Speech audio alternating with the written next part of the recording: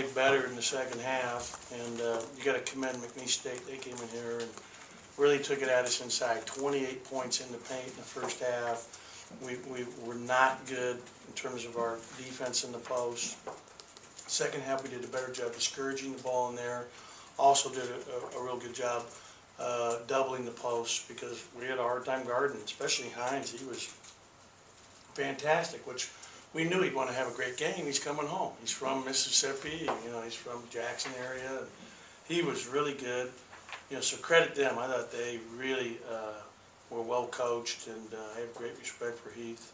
I thought we had some really good performances tonight, especially Lamar Peters and Reggie Perry. I thought Lamar really played well tonight, shot the ball extremely well, made a lot of good decisions. Reggie had his best game of the year. 15 points, 9 rebounds, took a charge, did all the right things for us defensively, and he played his longest stretch than he's played. He looked good, man. I was pumped up about that because we need him coming on like that. But this was an important win, and now it sets up a big day, 2 practices coming up for the game against Clemson on Saturday.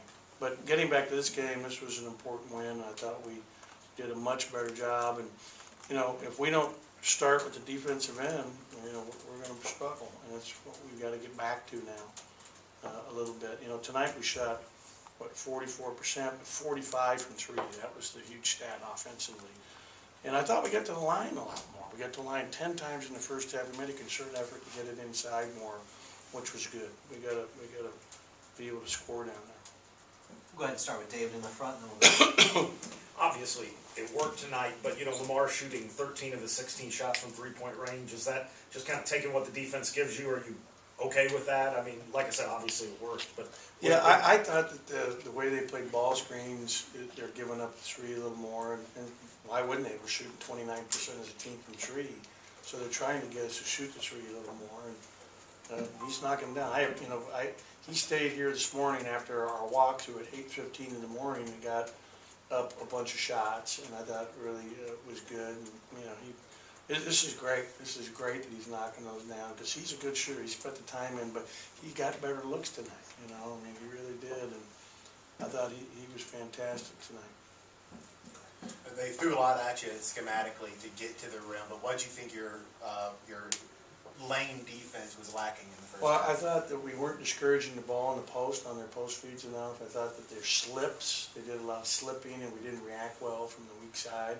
I thought our communication was lacking, especially early in the first 10 minutes of the game.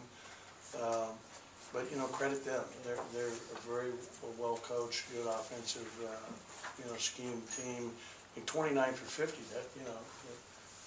We had to make threes to win this game. We did a great job on the boards. We outboarded them by 17. So 19 offensive rebounds is big, and I bet a bunch of them came in the second half. And Reggie Perry had some key ones. Eric Holman had some. So, Eric did some things to help us with 3 blocks and 11 rebounds, even though he wasn't shooting the ball great. We'll stay in the front. We'll go to Coach's right. The 19-0 run to start in the second half. What was working so well? Hallelujah! What was working so well on both ends of the floor? I just thought we got into a groove, and we had a group in there that was really playing well together. Getting stops, leading. Our best offense is getting a stop and outletting it and getting out in transition. That's when we're at our best, when we're getting up and down. And we scored 90 points, so that's a positive. Go ahead and keep it in the front with Joel. Of course, you mentioned Reggie having maybe his best game tonight, and with him, of course, Abdul's back now. And just where does this front court kind of sit now? With I guess this is your 4th team here at State. Where does your big guys and things? Where kind of evaluate where they are now as compared to maybe a year or two ago? I think this is our best front line. We have a senior in Eric, a redshirt sophomore in Abdul has experience from the previous year. We had McDonald's All-American, who's really going to be a good player and getting better right before our eyes. I'm so excited about Reggie's growth as a player. And then we have good depth up there. Keyshawn Pizel, E.J. Datcher. We can go match up with stretch fours that are really threes, like Robert Woodard did. You know, tonight did it up in Dayton, so, you know, he's versatile because Robert can play multiple positions. So it's big for us. Brett and then Steve. I like our front line.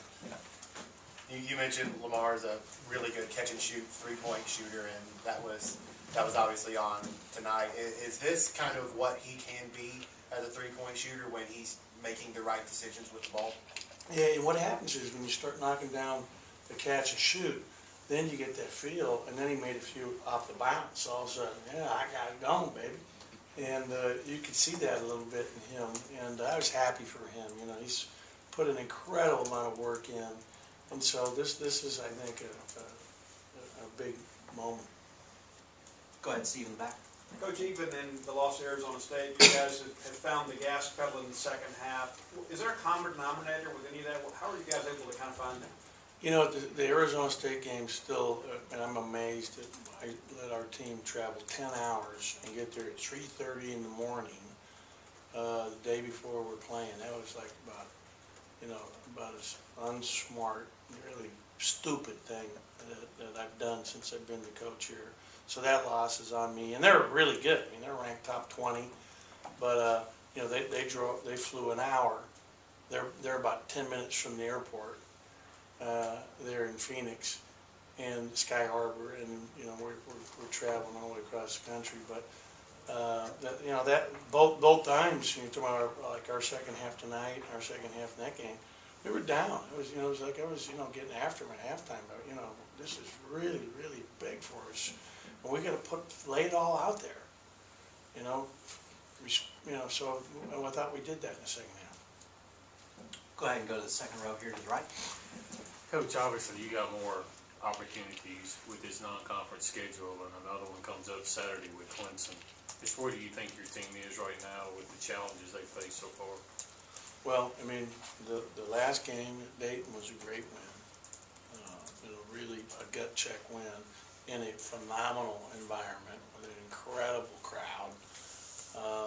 Tonight we had a similar situation where they're playing, about as perfect as you can, and coming in, they had no pressure. They're 2-5 coming in here, and I keep trying, to emphasize to our players that, anybody can beat you on a given day. Anybody can beat us on a given day, and we can beat anybody on a given day. And it's all about how we approach it. We control ourselves, and now, I mean, we got 23 games before we get to the conference tournament.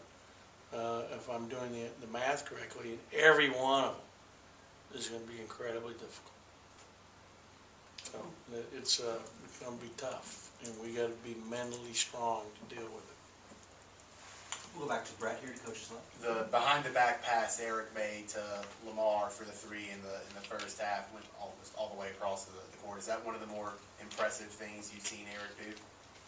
I wasn't excited about it, so impressive maybe in a too loose way.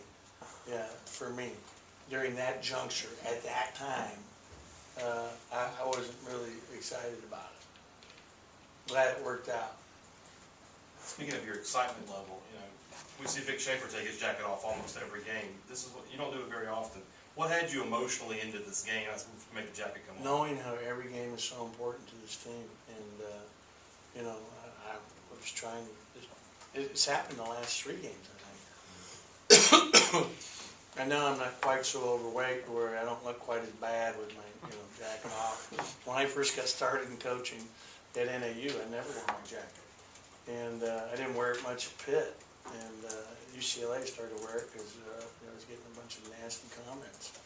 What are you doing not wearing your jacket?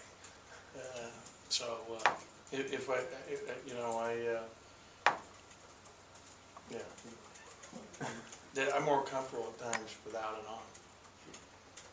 Anything else for Coach?